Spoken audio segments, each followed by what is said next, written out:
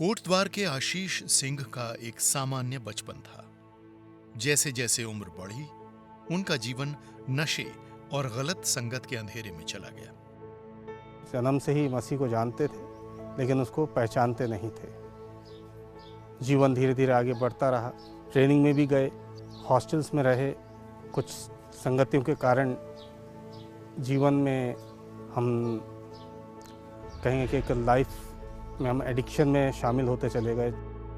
आशीष समझ ही नहीं पा रहे थे कि ये आदतें उनका जीवन किस तरफ ले जा रही हैं। 3 बार उनका एक्सीडेंट हुआ, फिर भी वो बेफिक्र थे। नशा उनकी जिंदगी का हिस्सा बन चुका था। नहीं समझ पा रहा था, लेकिन अपने एडिक्शन में मैं और मस्त थे।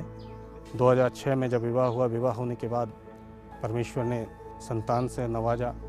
आशीष के रूप में 2 बेटे दिए।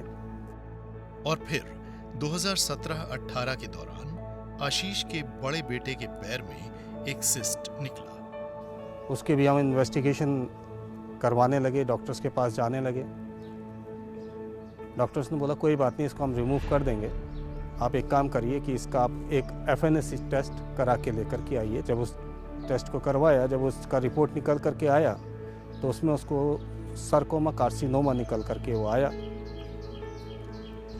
एक बार को पैरों तले जमीन सरक गई कि आखिर क्या हुआ।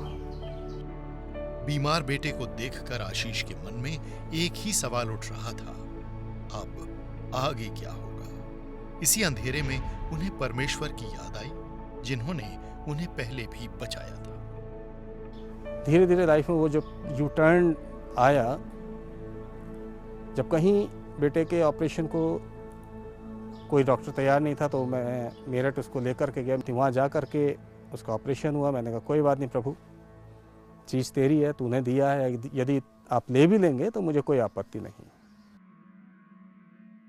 समर्पण की इस प्रार्थना ने उस कठिन समय में आशीष की आंखें खोल दी। उन्होंने अपने जीवन के गलत फैसलों के लिए माफी मांगी, नशे से तौबा की और यीशु मसीह पर अपना पूरा भरोसा रखकर प्रार्थना करने लगे। ऑपरेशन हुआ, सब कुछ ठीक रहा, लेकिन आज प्रभु के अनुग्रह से वो पूरी रीति से स्वस्थ है।